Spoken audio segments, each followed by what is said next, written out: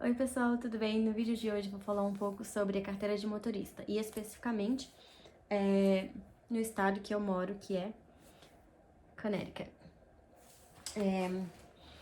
Vou começar um pouquinho fazendo um resumo sobre carteira de motorista e au pair. Quando você vem como au pair, você precisa ter a PID, que é a Permissão Internacional para Dirigir, que é feita pelo próprio Detran. Você paga, dependendo de cada estado, também no Brasil é um processo diferente, alguns locais é mais barato, mais rápido, enfim.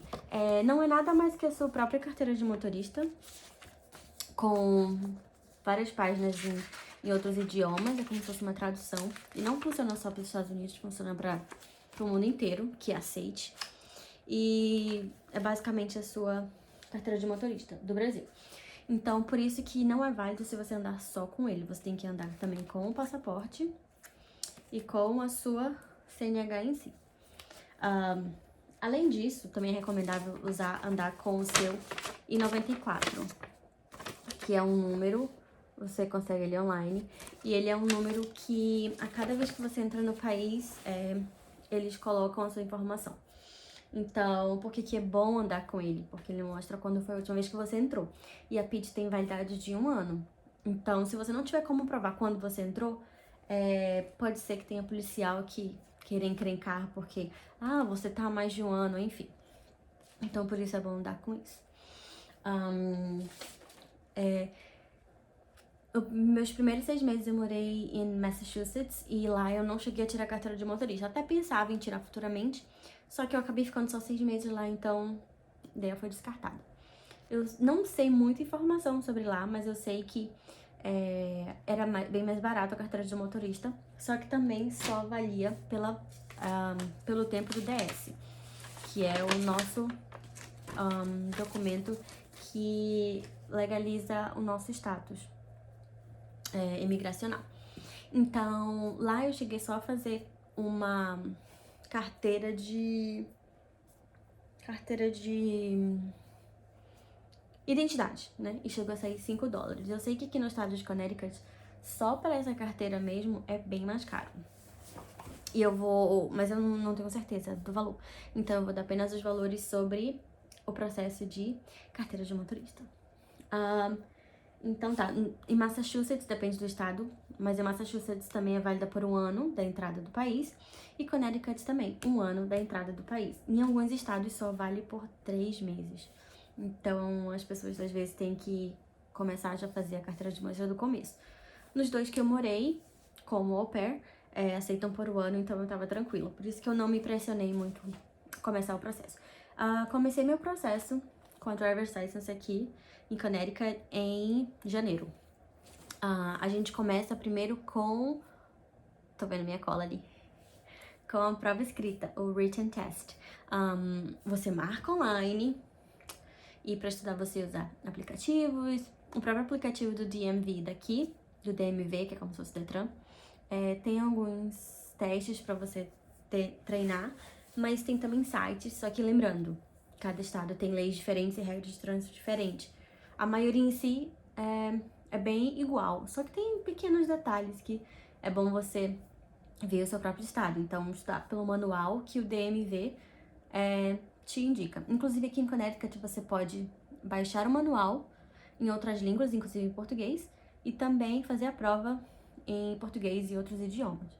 Como eu estudei pelo inglês, e o inglês era o que eu estaria usando nas ruas, e na hora da prova prática, eu estudei pelo manual em inglês mesmo e fiz a prova em inglês.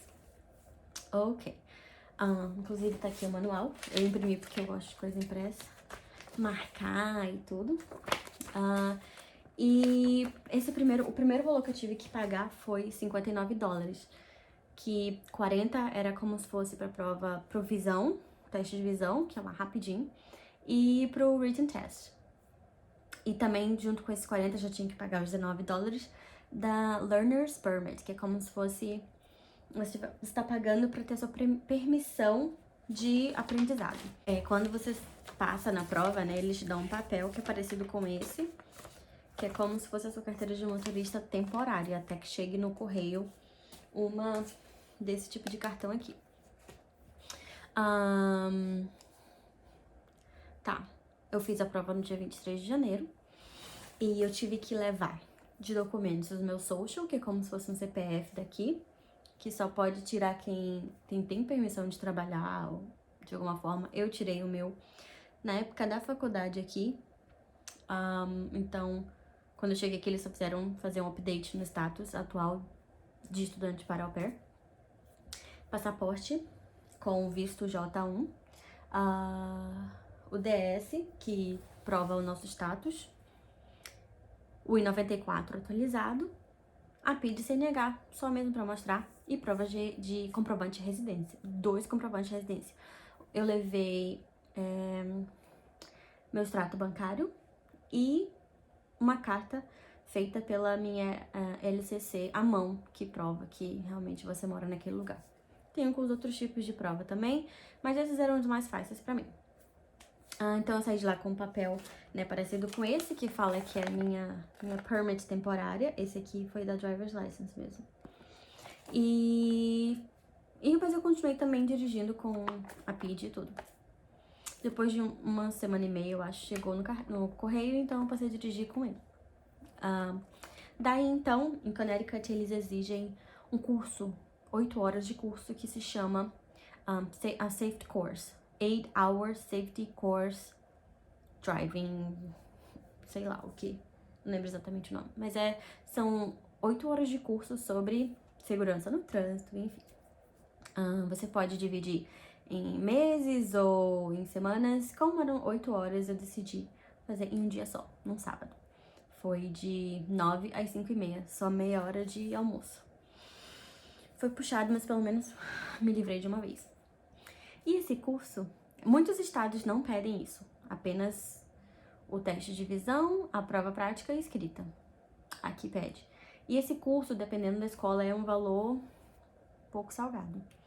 Aqui eu fiz como um amigo meu tinha um desconto, um código de desconto de $10, era 99 no local e no dia que eu queria. Às vezes chegava a ser até 150, dependendo do local e quantas vezes. Eu escolhi um que era de 99, com os $10 de desconto saiu a 89. Inclusive eu tenho um desconto ainda que serve, o meu cupom. Vou colocar aqui embaixo, se você for de Connecticut, se você quiser usar. Na escola que se chama The Next Street. Então, já foi $59 da primeira parte do processo, 89 para essa aula. E a partir daí, porque precisa do certificado que eles emitem, eu podia marcar o meu road test, a minha prova prática. Safety course, dia 8 de fevereiro. Então daí eu fiquei, né, não tive tanta pressa de marcar a prova, e quando eu comecei a pensar em marcar a prova, corona, então fechou tudo. E assim que o DMV abriu para novas datas, eu já comecei a entrar no site para ver quando que eu podia fazer, porque eu não queria perder tempo.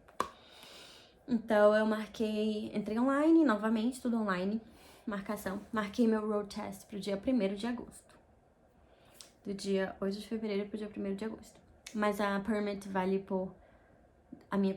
por 2 anos, e mesmo as carteiras ou permits que estavam vencendo, o DMV tava dando 180 dias extra, por causa do corona, né? Não tinha nem como renovar nem nada.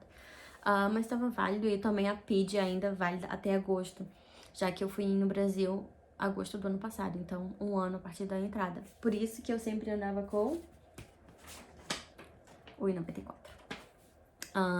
E aí no road test eu tive que... Os documentos que eu tive que levar: a permit, o formulário que eles mandam junto quando você marca seu horário. É o formulário preenchido já, pra adiantar.